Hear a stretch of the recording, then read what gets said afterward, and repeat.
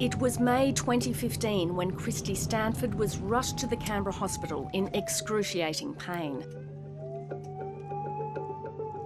I just wanted to die. It was painful, it was horrific.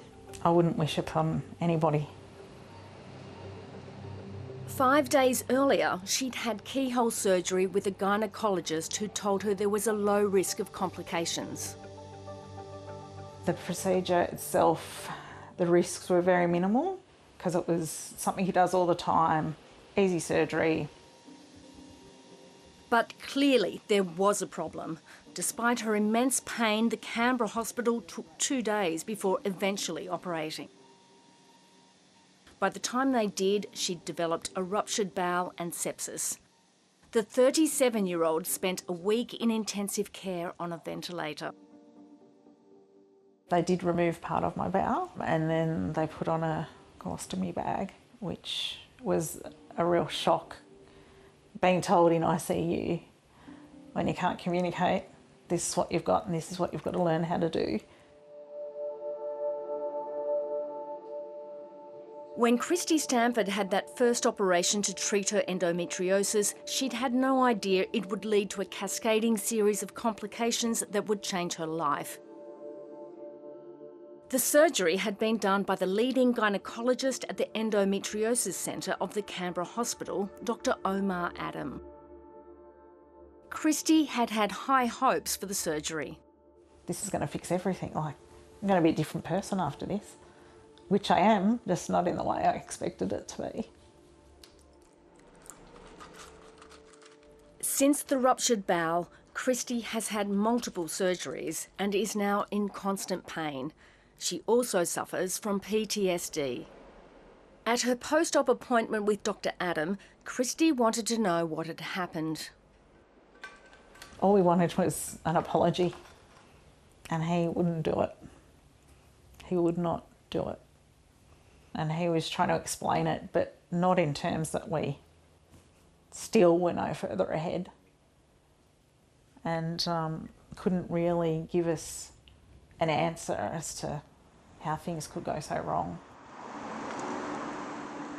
When the Canberra hospital called Christy to a meeting to discuss possible compensation in September 2015, they told her that her colon may have been burned with an instrument during the keyhole surgery. They use this machine and hold it on there to burn things away, and if it's held on too long, damage is caused. Surgeons have instruments that use thermal heat to cut and cauterise during an operation, but they do carry a risk. Dr. Graham Bates was previously on the council of the Royal Australian and New Zealand College of Obstetricians and Gynaecologists and treats one of Dr. Adams' former patients. So what can go wrong with using those thermal instruments? Well, damaging an organ. And how common is that? It should be relatively uncommon. I mean, I could make the point that there are recognised complications, but that one is a recognised complication, but it's rare. And with any complication, the important thing is to recognise that it's been done and treat it accordingly. Christy Stanford later sued Dr. Adam and the ACT, which is responsible for the Canberra hospital.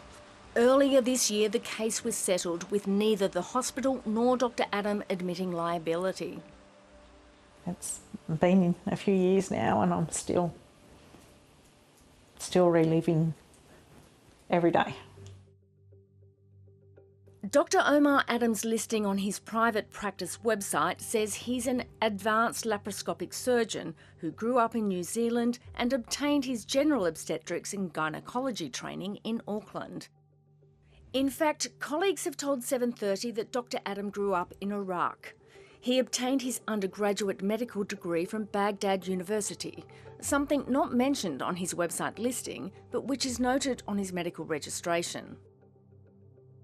Specialist training to become an obstetrician gynaecologist takes 6 years.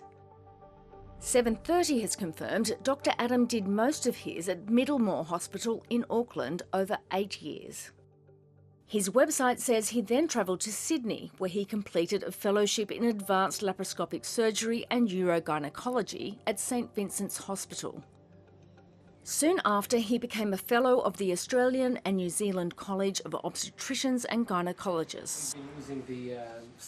We asked Dr. Adam a number of questions about his background and training. He didn't respond. Since then, details on his website have changed from completing a fellowship in advanced laparoscopic surgery and urogynecology to 12 months training in that field. St Vincent's confirmed to 7:30 that Dr. Adams spent a year at the hospital from early 2009. However, it stated he was employed half-time during that period. Shortly after finishing that training in 2010, he was appointed by the Canberra Hospital to the relatively senior position of lead gynaecologist at the Endometriosis Centre. That's how he came to operate on Christy Stanford 5 years later.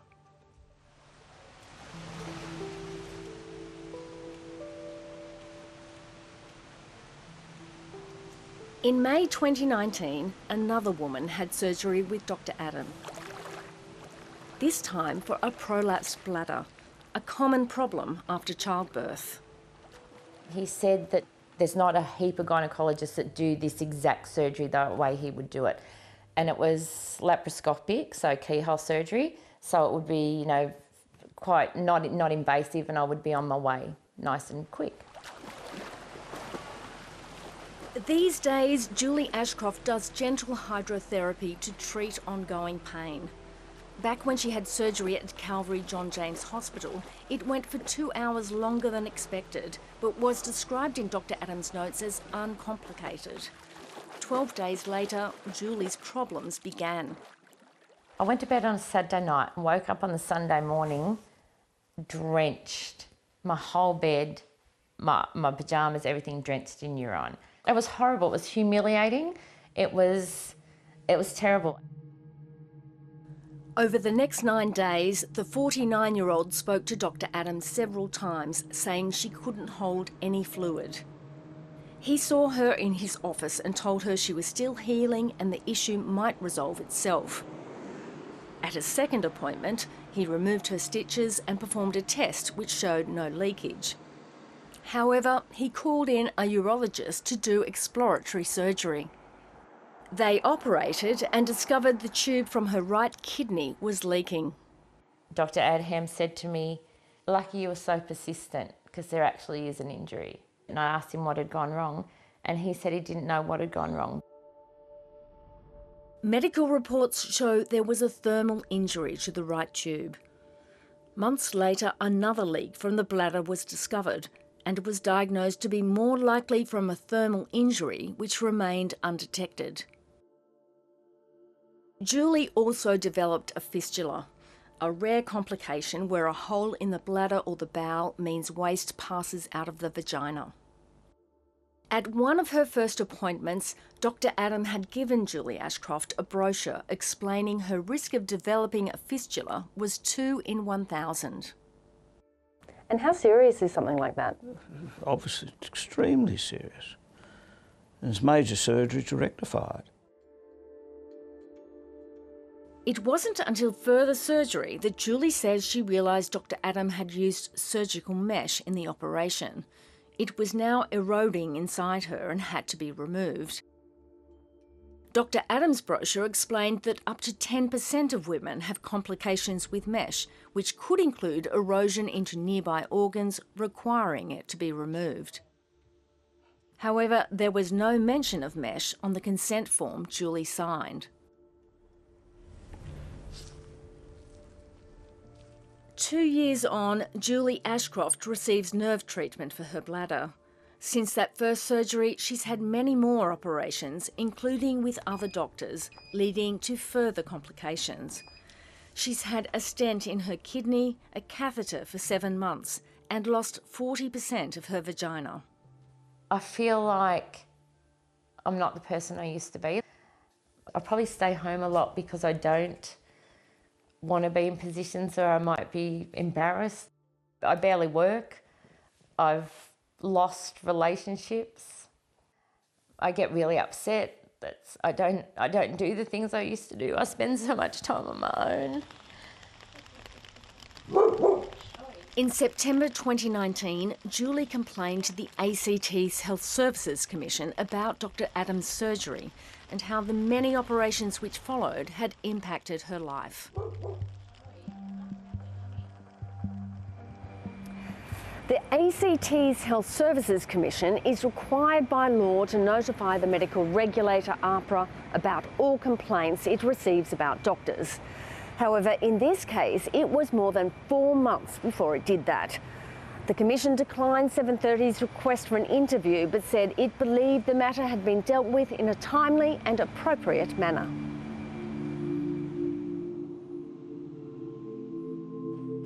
Seven months after Julie Ashcroft's operation, another woman had surgery with Dr. Adam. In October 2019, Jackie O'Brien had a sudden massive bleed. Doctors discovered a tumour. With her usual gynaecologist away, she found Dr. Adam online and checked his credentials at the health regulator's website. There was no red flags at all on AHPRA, which was my main concern. So you specifically went onto the AHPRA website? Oh, absolutely, absolutely. It was a surgeon that I didn't know, nor did my GP, so I certainly did my due diligence by researching. 20 years earlier, she'd had an operation removing part of her bowel, followed by other surgery. Jackie's usual gynaecologist had deemed her unsuitable for keyhole surgery. So I handed him the report from my GP advising of all my previous surgeries, and that's when he advised that he would need to, we'd need to have open surgery, not laparoscopic, as originally thought, because of not knowing what the mass was. And he would need to block out his entire morning because it was a delicate surgery. However, on the consent form Jackie signed, Dr. Adam had written that he would do the procedure via keyhole, something she now says she didn't notice. So she was surprised when she woke up in recovery and discovered it. So when he came to visit me after the surgery, he advised that he had done keyhole surgery, which I was a bit worried about and questioned it, the change in from open surgery to keyhole, and he said everything was fine, everything would be okay, it went well. But when Jackie got out of bed the next day, she felt a gush of fluid. She told Dr. Adam. And he just turned and looked at me and said, we have a limited window of opportunity to have this fixed, and we're just about to hit that limit. We need to get you into emergency surgery now. So I was rushed in for close to 7-hour surgery where another surgeon was also brought in. A CT scan found the right tube from Jackie's kidney had been lacerated. When the surgeons went in, they found she had a right ureteric injury, which they mended. Records show Dr. Adam apologised to Jackie and logged an adverse outcome with the hospital. When I asked what had happened, Dr. Adam said that it was probably his fault that the instruments were too hot. And I actually remember thinking, wow, a surgeon's just admitted that it's probably his fault. A scan 5 days after the repair surgery shows Jackie also suffered a bowel obstruction and adhesions, but it doesn't say how these occurred. So this is what I live on and will be living on for the rest of my life. A complete liquid diet? Complete liquid diet. After many operations with different doctors, Jackie O'Brien says eating food causes painful and dangerous obstructions in her bowel. She's been told more surgery isn't an option and now lives solely on liquids. Unable to get the necessary nutrients from solid food, Jackie goes to a clinic every month to have vitamin infusions. So this will take another 15 to 20 minutes to go through, just pretty much about the same as the other one, all right? So I'm just gonna swap it over. She now weighs less than 50 kilos. It's very hard to accept having a life that was incredibly social and active. It was a fun life. It was my life. To completely turning upside down. So how are you feeling, Julie? Oh yeah, not too bad. So I've just had Lawyer Sam Tierney is representing Jackie O'Brien and Julie Ashcroft regarding complications they suffered after surgery with Dr. Adam. Good, mate. Certainly there appears to be a common thread where people suffer an injury during a surgery that requires further surgery or very shortly after the reopening of wounds that a range of different complications can arise. Julie Ashcroft made her complaint to the Health Services Commission 3 months before Jackie O'Brien had her procedure. Thank you. Did you know that following your complaint that there was another surgery on another woman? I heard about that from my lawyer, yeah. How did you feel about that? Terrible.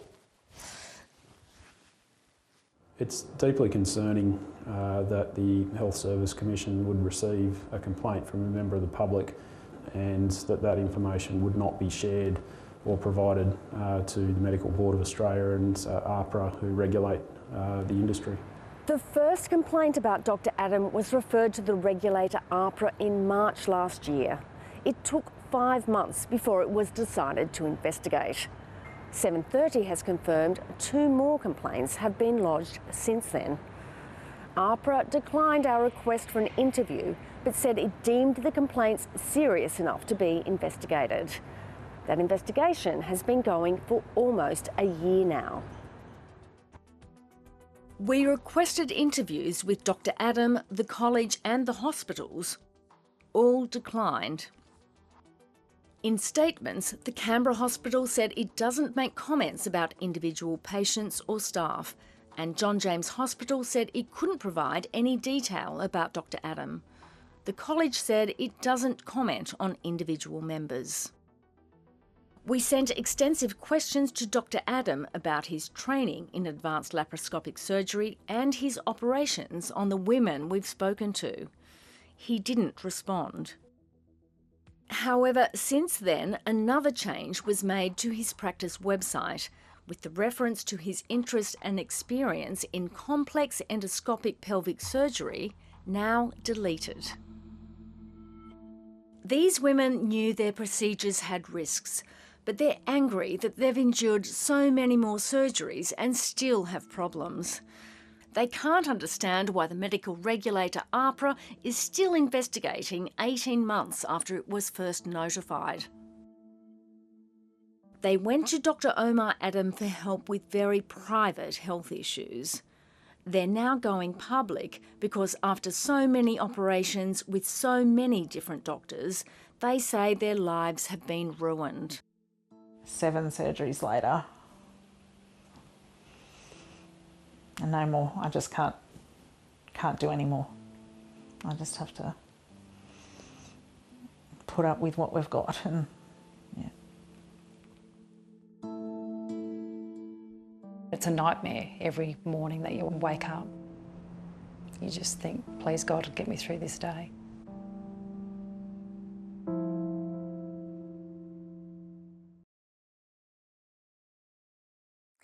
Hi, I'm Lee Sales. Thanks for watching this story. If you'd like to watch more of 730's stories, they are on the left of your screen. And tap on the button below to subscribe and get the latest from ABC News.